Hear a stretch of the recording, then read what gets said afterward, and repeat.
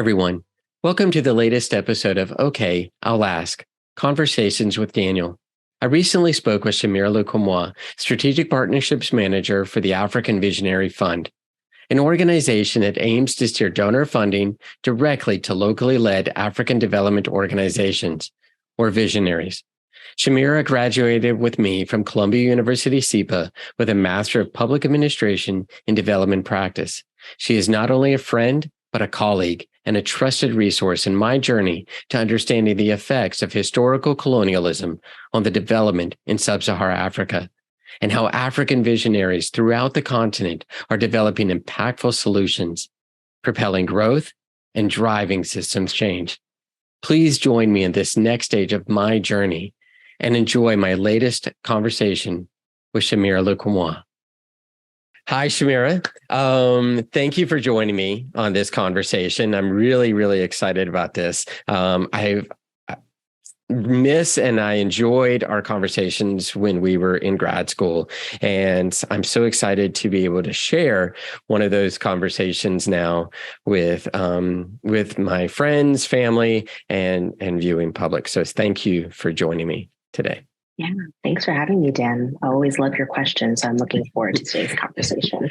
Well, I hope to not disappoint. But so first of all, Shamira, a lot of people know you in our circles, but a lot of people, this is their first time they've been able to meet you. So can you just talk briefly about your life and your career in development, and particularly in the Sub-Sahara Africa region? Sure. So yeah, I currently work at the African Visionary Fund. I've been working in philanthropy for the past couple of years, basically since I finished up at SIPA. But I would say that, what kind of drew me to sustainable development, kind of international development, Africa-focused work in general. I'm a first-generation Ugandan American, and I was privileged to really be able to spend, a lot of summer holidays from the age of probably 6 onward in Uganda. And I think that early exposure of, growing up in the US and then going to Uganda for extended periods of time really brought up a lot of questions for me, even at a young age. I remember being really inquisitive about and wanting to really understand why there were differences in infrastructure, in healthcare, in access to water and sanitation. And that curiosity really kind of pulling me first towards internationally focused courses, throughout honestly, as early as middle school onwards. And then from there, really a deep dive into, the enduring effects of colonialism, neocolonialism, anti-Blackness, and how, those kind of themes have really shaped inequity in the world today. And so I think that's kind of how I entered the space. Prior to going to SIPA, I worked in the nonprofit space. I spent some time actually working in Kenya. I worked for an arts activism space in Nairobi that was incubating artists and social programs for social impact. And I really got a sense of how development, programs and projects look on the ground, some of those inequities that exist when we're working with, locally led organizations, and kind of the power dynamics that come into play when you're receiving funding internationally. And so I think a lot of those themes kind of push me to entering into the sector and then even continuing studies at the master's level.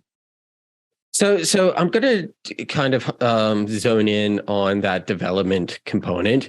I'll admit, when I was growing up, whenever I would hear about funding for we'll say Africa, the continent of Africa, it seemed like all I would hear was funding for disaster relief or aid. For either famine or war-torn countries, civil wars, just a very needs-based, dire circumstances. And that's basically what was constantly advertised, which was constantly marketed. And that was in a number of areas, with missionaries coming to the church that I was attending, or Certain celebrities that would go on air and cry and beg and just show pretty graphic images of the need. And so that was this one-sided narrative that I was constantly raised in. And I think you kind of mentioned that with yourself growing up in the US and then going to Uganda. But there is a whole other funding mechanism that is not brought to a lot of the American public, and that is investment and development. And that Africa is a continent that has not only potential, but has some really visionary people that want to see their local communities and countries grow and develop. So can you talk a little bit about that, before we get into development, that narrative between aid and development, or social investing, if you will? Yeah, so there's a lot there. And I think a lot of people, unfortunately, that's kind of the narrative, especially, growing up in the US, even in, I'm sure, Europe, other kind of countries and contexts as well, who have not actually been to the continent. And I think it's important to note that narrative is something that didn't just happen overnight, right? Like there's a deep kind of long-seated history of kind of this paternalistic view of the continent. If you even think of Rudyard Kipling, there's like this poem, I think, of his called, The White Man's Burden. And a lot of that was in many ways developed. It was a colonial project, right? You have to identify, people of color, particularly Black people in Africa in the time when they're trying to colonize the continent, that they are helpless, that they need, a white savior to come and show them, the way. I mean, I encourage anyone to kind of just look at that poem and kind of see how so much of the narrative of around the continent still kind of exists, and what still kind of permeates today when folks think about the continent and Africans. But yeah, I mean, I think in terms of the type of funding, right? I mean, of course, I think, when you think about a bilateral institution, which is a government agency that is now giving, grant funding around the world, like a USAID, for example, I think they do have, these umbrella terms when it comes to like humanitarian assistance and development assistance, which I think, is more so around, more targeted investment towards socioeconomic development. Whether or not that's getting perhaps to directly where those funds need to go is another topic altogether. But I think, the narrative around humanitarian aid, again, kind of perpetuates this idea that Africans are helpless, and that there is this need to kind of just give anything, and any type of aid or support is good. Whereas in reality, we know that not all necessarily like aid and support is necessarily helpful in actually moving kind of socioeconomic development forward.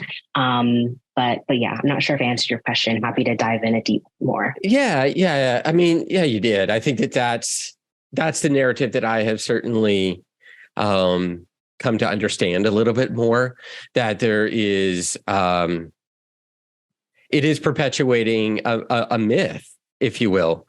And I think that unfortunately, that just isn't just localized to Africa. It's also localized to Latin America and the Middle East and in South Asia, that,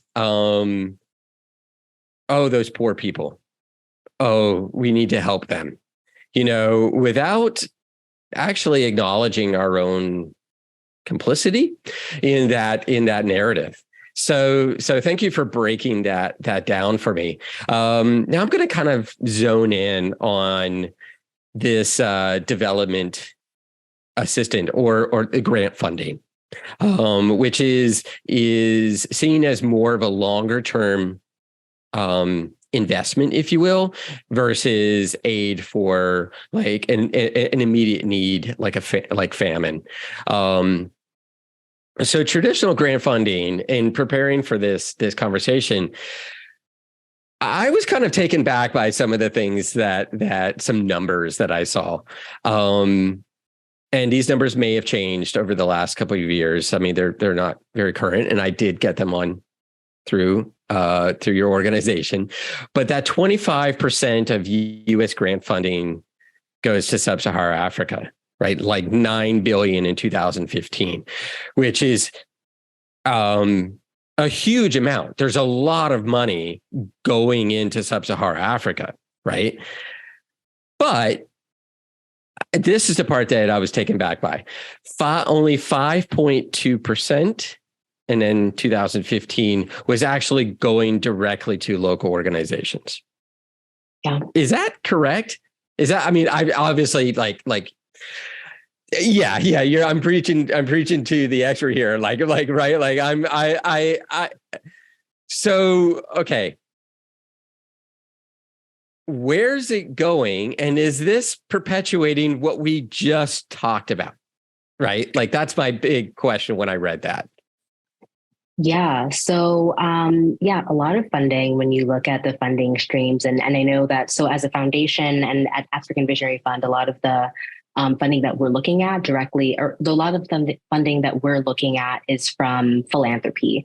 So of course that is sometimes kind of separate from like a USAID, for example. Okay. But in general, a lot of the funding is going to, even like USAID funding, bilateral, multilateral funding, a lot of it is not going towards locally led organizations. It's going towards your larger, international NGOs. So I don't want to necessarily drop names, but just like, larger INGOs like your Oxfams, for example, or just if you think about any type of large entity that is most likely either headquartered in the US or somewhere in Europe, Canada, et cetera, that maybe has regional offices or offices across the continent at best.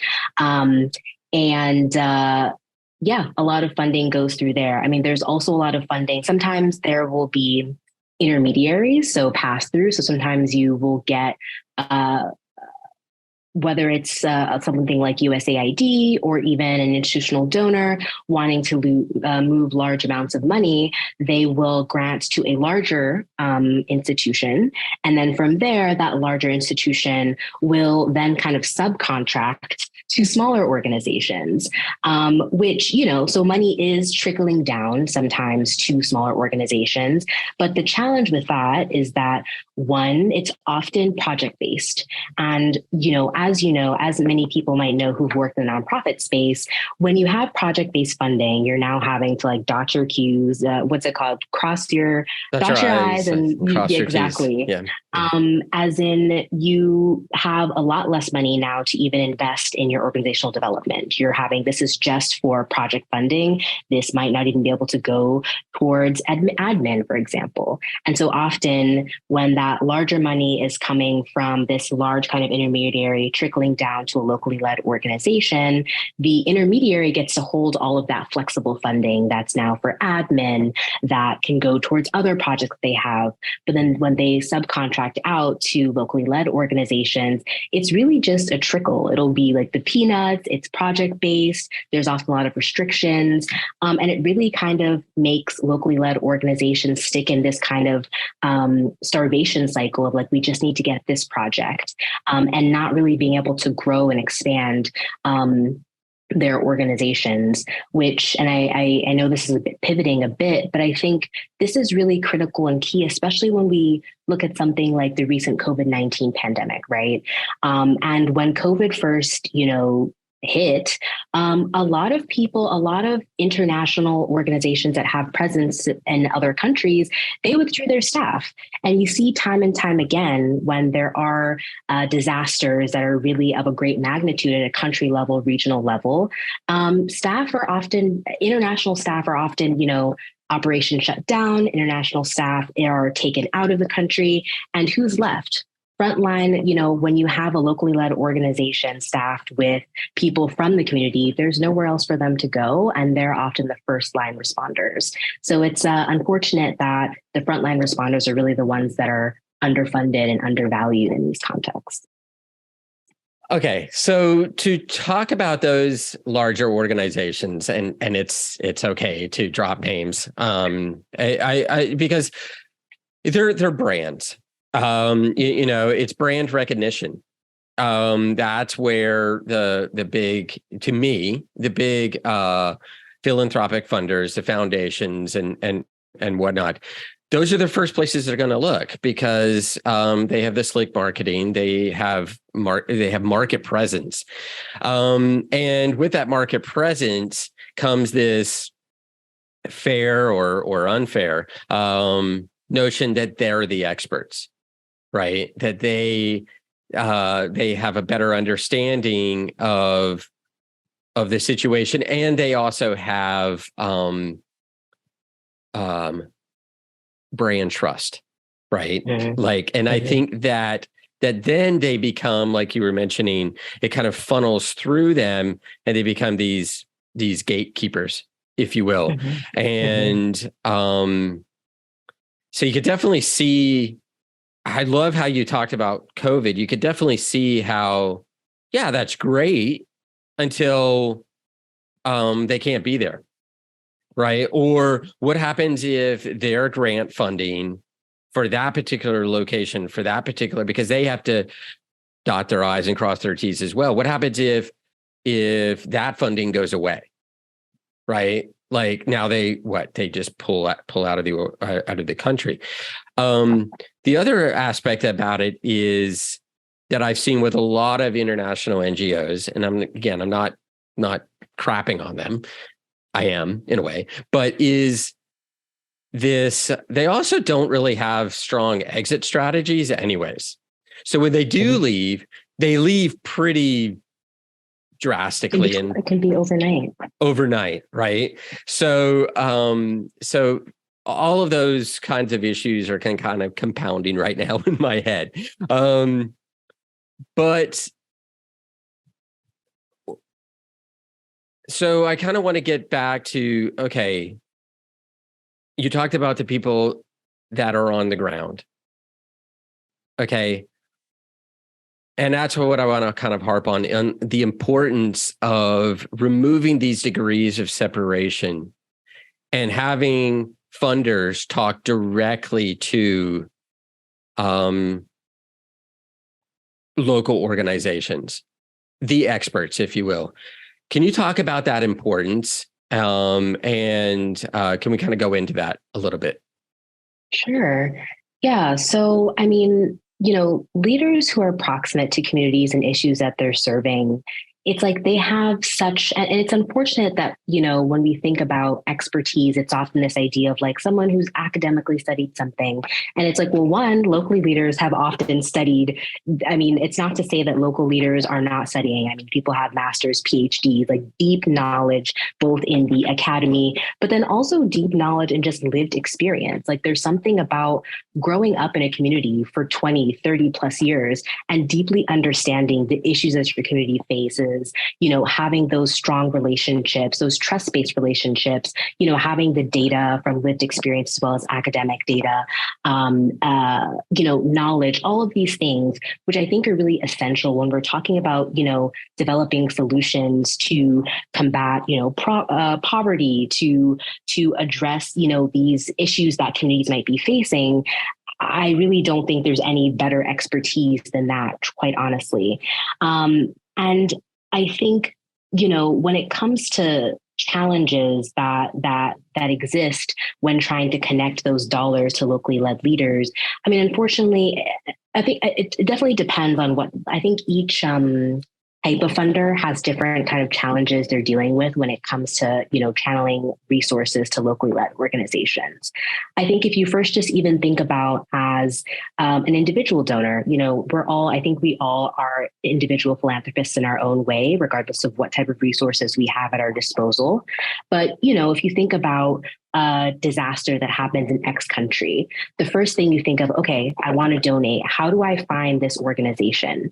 And from your, home on the East Coast of the United States, it now becomes challenging to think about, how do I connect with a locally led organization? I saw UNICEF had an ad on Facebook. That seems like a quick, easy way to click hit, right? And you can donate your money really seamlessly. So I think there is that challenge of just you said, brand recognition.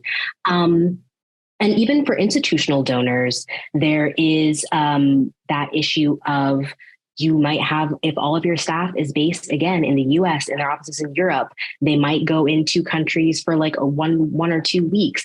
They're not actually keyed into who are the actors, movers and shakers on the ground doing the work they're invested in. I think there's all these types of challenges. And there's also challenges of grant sizing. Some people say, we want to give $5 million to one organization, but perhaps the organization they're interested in giving to maybe has not received a grant of $5 million, for example. And there's now issues there that funders will say is a reason why they can't give. And so, my work with the African Visionary Fund, and what the African Visionary Fund is actually doing, is being a proximate intermediary. We are a global team, but the majority of our staff is actually African and Africa based. And we work to not only connect funders to locally led, innovative visionary partners who are working across a number of sectors, but also serve as a way to kind of decrease some of the burden that exists when you're sometimes dealing with institutional donors, right? And I think, a lot of the way that we approach partnership is very trust-based. We give multi-year funding, we give unrestricted funding, which means it's not project-based. You get the funding and you can put it to whatever you need. We believe that organizations are experts in what they need. And so, yeah, I think that and we're not the only type of intermediary like us that exists. There is the Black Feminist Fund, for example, for people who maybe want to give to feminist causes and want to know who are locally led Black feminists that I can give to. And so I think it sometimes is, going back to the example like an individual philanthropist, as individuals ourselves, thinking that if I really do care about and see the value of giving to locally led leaders, maybe I need to go a step further and figuring out who are, people, intermediaries, for example, organizations that can actually help connect my dollars to those leaders that can use them most effectively. Yeah, I think just going back to something that you said earlier about the value of local organizations, right? And to put this in a little bit of context for people watching, is it's like, look at your own local community, right? You're a small town, I hate to use this example, but a small town bank for a small business loan versus a large, international bank, right? That may act like they have local bankers. They may, I don't know. But a local bank is going to understand the history of that community. They're going to understand, they're going to be on a first name basis with people. They're going to understand what are the industries that have potential, that can grow. And I think that that's something that if people look at it in that way, they kind of understand maybe the Oxfams, maybe the Red Crosses, maybe the Mercy Corps, and I'm not picking on them, but maybe they don't really understand the potential, the true potential in this local community, and I think that's important. And I think definitely I really appreciate you hitting home on the small philanthropist, right? The small funder, that there are maybe a little bit more research into local organizations. And I think that if you could share, maybe if there's some resources for that, maybe we could share that in the description for the conversation. So, but another thing that I was thinking about was the grant funding process, right? If anyone's ever applied for a grant, whether it's a small NGO in Queens, in Astoria, Queens, or whether it's, a giant organization like Mercy Corps, it's really complicated and it's a lot of work. And so that's the other thing is these large organizations, they have a large group of grant writers that they know how to do this process. It takes months, right? So to me, that seems like it could be a challenge. If it's a challenge for a small organization in Queens, it's going to be a challenge for a small local organization in Nairobi, right? So can you talk a little bit about those challenges that these small organizations, it's not that they don't have great programs. It's not that they don't have great leadership. This is a very complicated process. Can you talk a little bit about that? Yeah. And first, before I do that, just to say, I love the bank example. I'm just like, yes, that's exactly it. But no, I mean, you hit the nail on the head. It's not that it's an industry. I mean, fundraising is honestly an industry in the nonprofit sector. And, as someone who works in the philanthropic industry, it's something that the industry has been talking about, it's moving slowly in the right direction, I hope, especially at some funders more than others. But it truly is like whole shops dedicated to fundraising. And I think that's even just talking about the actual, you've been invited now, because a lot of foundations are invitation only. You can't reach out to say that, I would like to ask for funding. It's often invitation only. And the only way to really get an invitation is to have a personal connection with the program officer that's on the portfolio that maybe you're trying to apply for. And so now you have a situation where you have program officers based in the US, again, Europe, Canada, wherever, needing to have a relationship with someone in order to invite them to now apply for funding.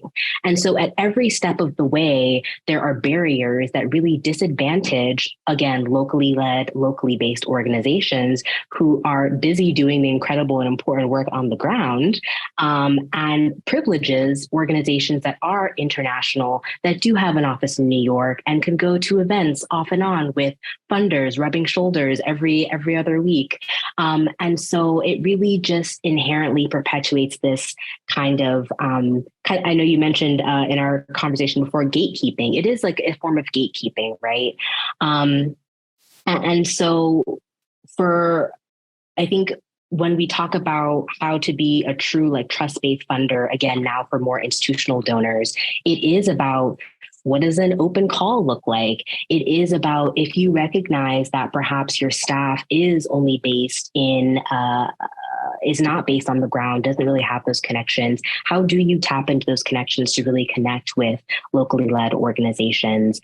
And I think my final point too is even just checking our own implicit bias, right?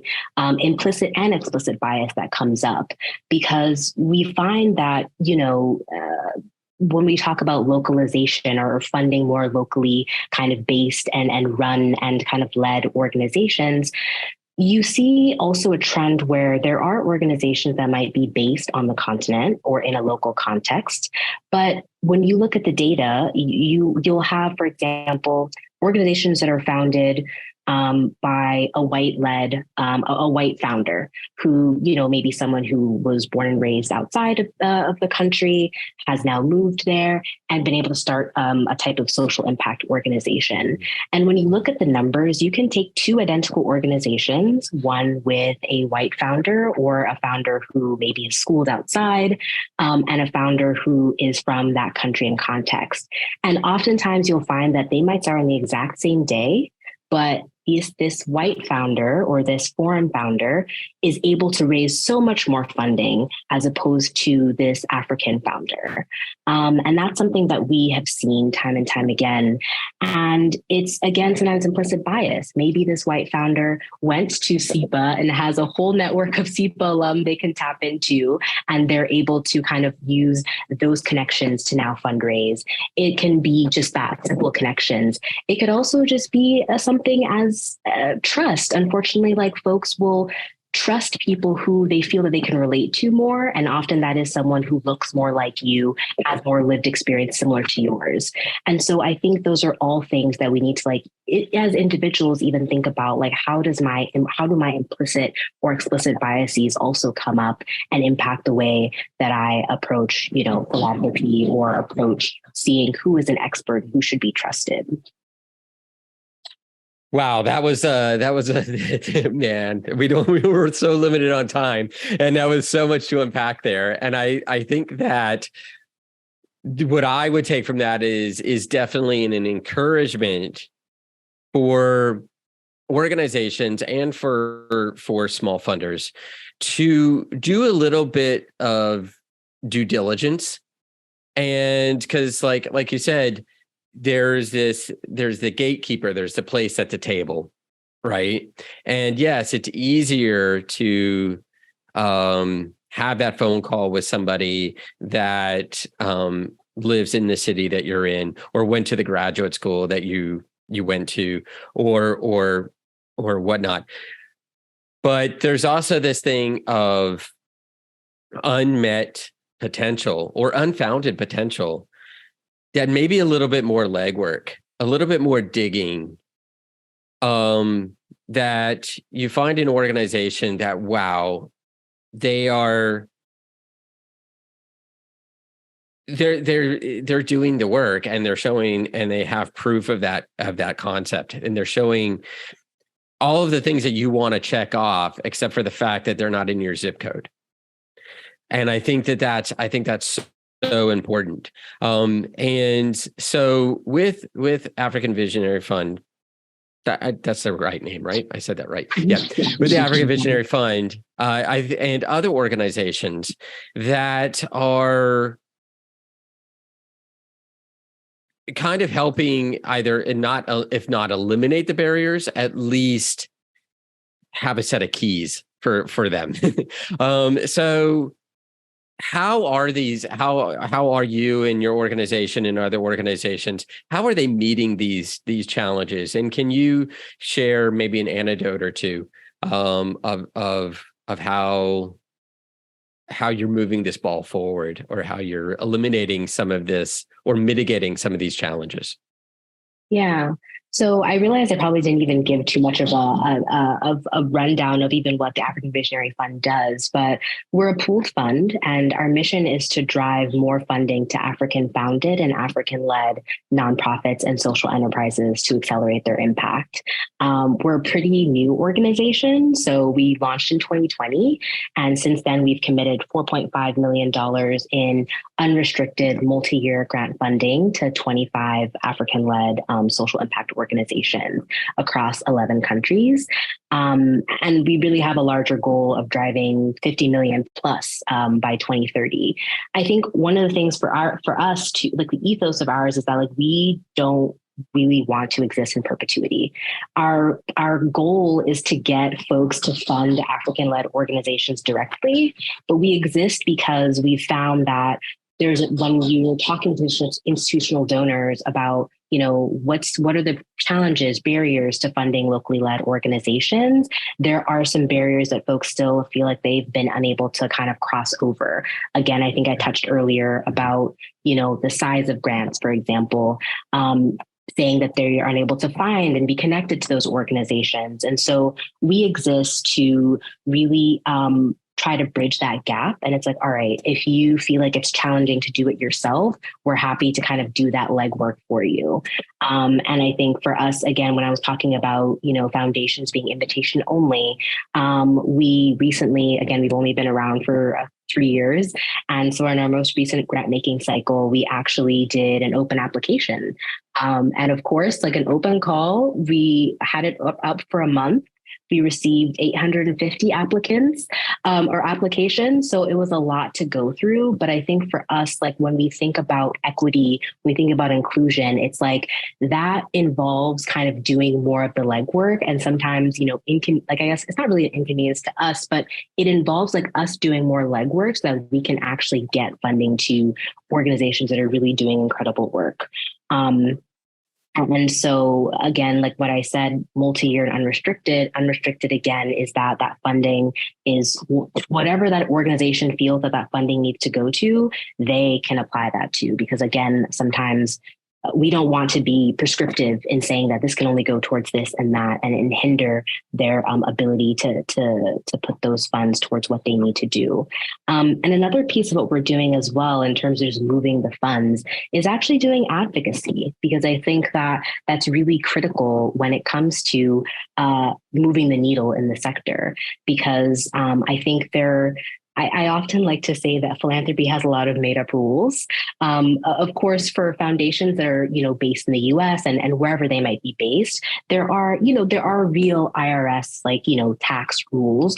When you really look at them, there actually aren't as many as a lot of foundations end up putting on a lot more additional rules for themselves, as opposed to rules that are actually like in the IRS code. And so for us, that advocacy piece is really trying to challenge some of those misconceptions, some of those ideas that, I'm just challenged to move money to organizations. I'm dealing with this challenge, and really, questioning and asking funders, like, what are some things that you can do internally to shift your own internal practices that can now make it easier for you to move funding directly? We have funders in our portfolio of funders who both fund us, and they also fund like our partners directly, because they're like, we're actually interested in developing relationships with them. They see our funds value as almost like a sourcing, especially for foundations that don't have as much staff and might not have any staff on the continent. They see us as a way to get access and kind of know what organizations are out there. But then from there, they're actually interested in developing their own relationships with those organizations as well. And like I said, I think that we're probably one of the few intermediaries exclusively focused on African-led social impact organizations, but there are tons of organizations like us that are kind of serving that purpose and have those values of, we want to just move money to locally led institutions. And I can try to share some with you, so you can add them to the show notes as well for folks to check out if they're interested. Yeah, I got just a couple more minutes, but I really appreciated the advocacy component of it, because there definitely is a component of helping people navigate the process. But then there also is the importance of going to the funder and saying, does it have to be this way?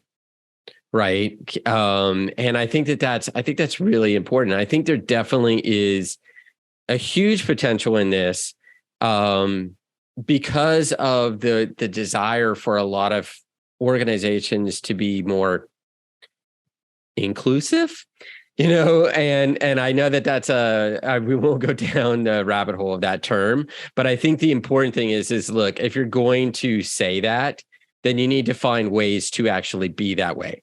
And I think that in order to do that, as I've seen in my own personal work and my own personal experiences, is if you're in a meeting, and I know a couple of our colleagues have been in these meetings where you have the large organizations and then you have the smaller organization, or in my case, young people that were invited to the table, but yet somehow they forgot to turn on their microphone.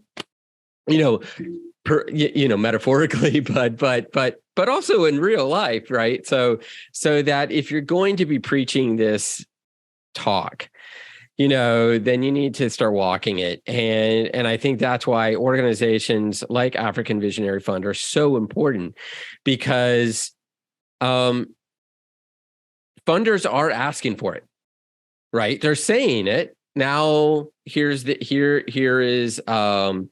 tool to help actualize that. So I think it's really, really important. Now it's just time for funders to step up and start reaching out to organizations like African Visionary Fund and other organizations. If they're not willing to do the legwork and actually start really looking for local organizations, which I'll get off this point now, but which, again, they tend to go to the larger NGOs to find those organizations, right? So again, it's who are you friends with? So I really, really, really appreciate this conversation. It's definitely hit home with a lot of things that I've seen personally, but also some eye-opening points that I had not thought about. So Shamira, thank you so much. I guess one last thing is what's next on your plate? And because you're such an amazing person, and even for my own benefit, just to know what's going on for you next. Thanks, Dan. Yeah, no, this has been such a great conversation. Thank you so much for inviting me. And I know at the top you were like, you hope you don't disappoint. You definitely didn't. It was such a pleasure. And really, I just always feel so impassioned by conversations like these. And it really kind of reminds me again and again why I do the work that I do. What's next for me? I mean, I'm going to be with the African Visionary Fund. I really love our organization. And it has been I joined about 6 months ago, and it's been such a great ride so far. I can't wait what the next 6 months have in store. I'm going to be doing a bit of travel for a few conferences over the next couple of months. And one of the big things is that we we're planning to commit 10 million to organizations by the end of 2023. And then we're actually in the process of developing our even bigger and larger strategy. I had mentioned earlier that 50 million. And so we're in the process of developing that. And it's just been, I've been focused on kind of what that will look like in the next iteration of the fund. So just, yeah.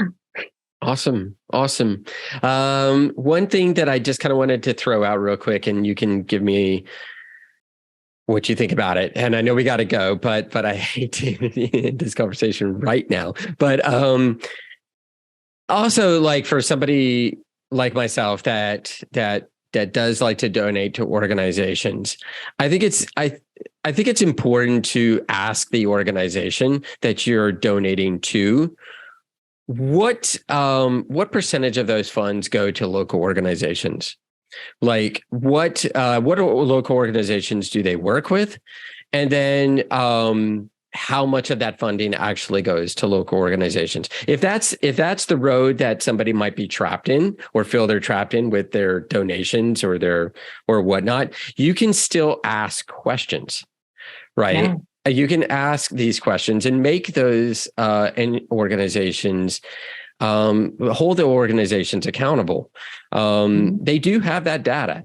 So if they're not publishing it, then there's a reason. I'm not going to say there's a reason why, but if they're not funding it, then look for an organization that does. The other interesting thing that I've realized is in this conversation is maybe they won't be able to fund directly through African Visionary Fund. Maybe their donations are so small, right? That's you're not the intermediary that they need. But what they can do is when these large NGOs give them, or they see the local organizations that they are contributing to, you can eventually remove that NGO as the intermediary and work directly with that organization. And even if it's funding them $5 a month or $10 a month or whatever, you can do that. Am I going way off base with that? Or is that just, dreaming, No, not at all. And I mean, I think this this conversation about funding locally is also happening at these INGOs as well. So it's definitely a great question to ask. I think one thing to keep in mind is like, even asking how do they define local organizations, because there's also semantics about like, again, is an organization founded by an American that's headquartered in Nairobi, but might also have like a headquarters in New York, is that local? But those are all just practitioners kind of like, just trying to hide behind language. But no, I think like it's such a great point to, just like look at, if there is a larger organization, there oftentimes these organizations will highlight some of their locally based partners and be like, oh, Oxfam or Mercy Corps mentioned that they're working with like this organization. Let me check them out. And I'll say that all of our partners are listed on our website. You can go from our website, link to their website. Right. You can, donate to them directly. That is totally fine. Or if you'd like to donate directly to the African Visionary Fund, also an option. But I just think regardless, I think for us, and even for me personally, I don't care what the vehicle is. You can do it through AV Fund. You can go directly. It's like, just get money to locally led organizations. Directly. I think that directly. Exactly. Right. Exactly. I should say I do care the avenue as directly as possible. Exactly, Dan. Thank you. Awesome. Well, Shamira, this is definitely one of my longer conversations, but it's one of my best. So thank you so much. I know you're not living in New York anymore. Miss you not being in New York, but this has been great, and hopefully we'll have another one.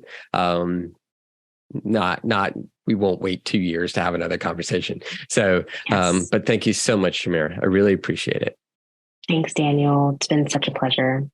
Hey, everyone. Thank you for watching. If you enjoyed this video, then please like and subscribe. You can subscribe by clicking the thumbnail on the screen. And last, if you want to hear the audio version of this and future conversations, then subscribe to my podcast on Apple Podcast or Spotify. Thank you, and see you soon.